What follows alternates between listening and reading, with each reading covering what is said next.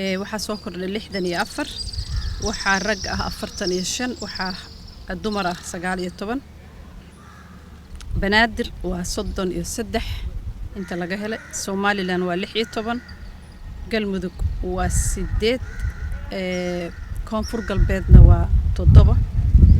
dadka da'dooda waxay u dhaxaysaa inta ka yar 20 sano waa boqolkiiba 2 20 ilaa 39 waa 54 afartan ilaa iyo 59 waxay u dhaxaysaa da'dooda waxay numberka waxa waaye 27 60 sano iyo inta ka weyna boqolkiiba 17 tirada guud ee inta case oo laga helay wadankeena waa 1421 waxaa geeriyooday 24 saacadood ee ugu dambeeyay hal qof oo ku geeriyooday gobolka Banaadir Ilaahay u naxariisto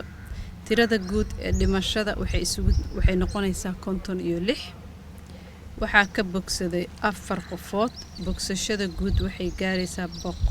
152 aan ku celcelinna mar walba aan ku dardaaranno in cudurkan loo baahan yahay in aad loo xakameeyo dadka inay taxadiraan inay takhaatiirta wacdaan inay nambarada loogu talagalay wacdaan wacyigelin haday u baahdaan hadii ay xanuunka dareemaan iyo hadiiba ay macluumaad zaa'id rabaan waxaa jira dad takhaatiir ah professional loogu talagalay inay arrinkan tala fiican ka bixiyaan in lagu dadaalo in socodka la yareeyo banaanbaxa la yareeyo haduusan daruuri ahayn in ma aragto qofka markuu banaanka baxay afka uu xirto gacmaha mar walba ay dhaqan yihiin saabuun lagu dhaqo ilaa ugu yaraan hal 20 second in ma aragtay meelaha ciriiriga aanan la gelin la tagin la iska yareeyo in dadka xanuunada chronic aqaba gooni il gooni la siiyo oo laga ilaaliyo dadka kale si aysan isu qaadsiinin in dhalinyarada oo aragno da'da aad oo cudurka u haleelayo inay taxadaraan waa dhalinyar yihiin Ilaahay caafimaad ha siiyo laakiin inay ka taxadaraan naftooda iyo nafta reerahooda iyo dadka ay jecel yihiin iyo bulsho weyntaba waajib ka saaran in mar walba lagu dadaalo oo laga taxadaro cudurkan sidii loo xakameyn lahaa aan uga guuleysan leen hadii alla idmo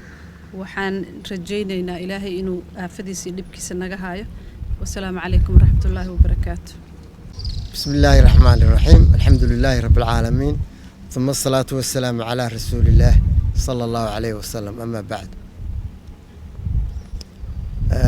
maantay waxa ay sheekadeedu ku wajahantahay wali waa gobolada sida muuqata baawurti badneed ee xamar ka baxaysay waxay keeneen inay cudurka ku faafo ayaga walina goboladiiba hadda geedkiisu aad ugu jira shabeellada hadaan raado dawlad goboleedka koonfur galbeed Puntland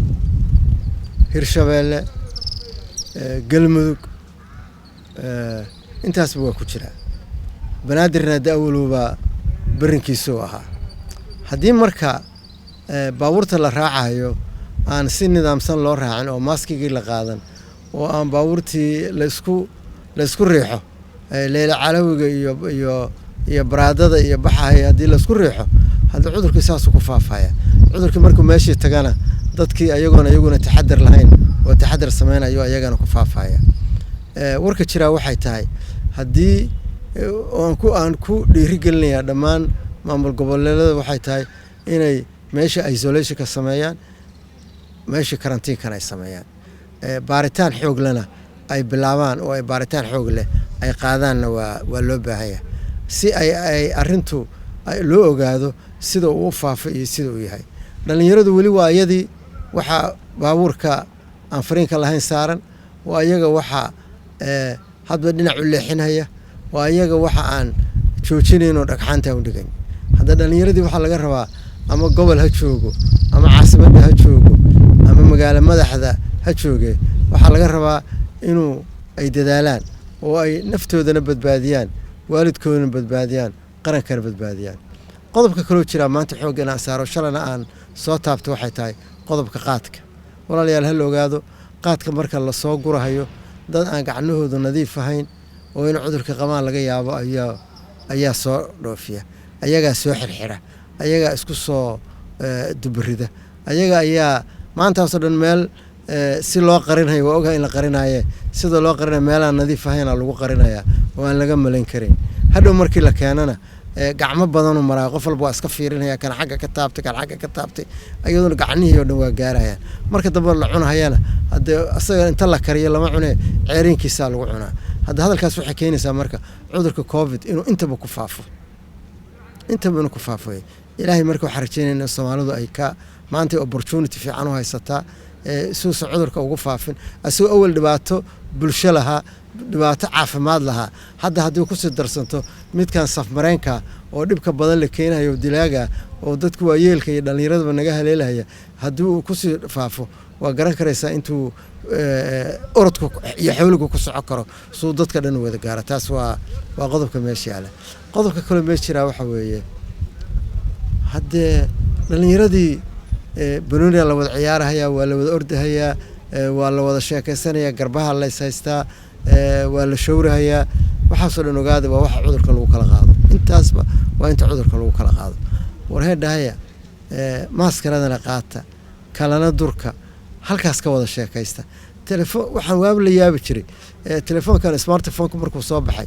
ayaa waxa la arkaya wiil iyo gabar shukansanayo wax iska shukansanayaan meeshii wada hadli lahayd waa isla fadhiyaan makhaayada wada fadhiyaan ayay smartphone ka ciyaareen bar maanta hadda fashion waa saase smartphone ka sheekaysta 2 mitirna isku jirsada maaskadeena qaata waxaan ku celinayaa maaskaradu waa quruxdaada waa fashion waa badbaadadaada waa badbaadada naftaada waa badbaadada bulshadaada ha noqon dilaaga daahsan. Assalaamu calaykum waraxmatullaahi wabarakaatuh.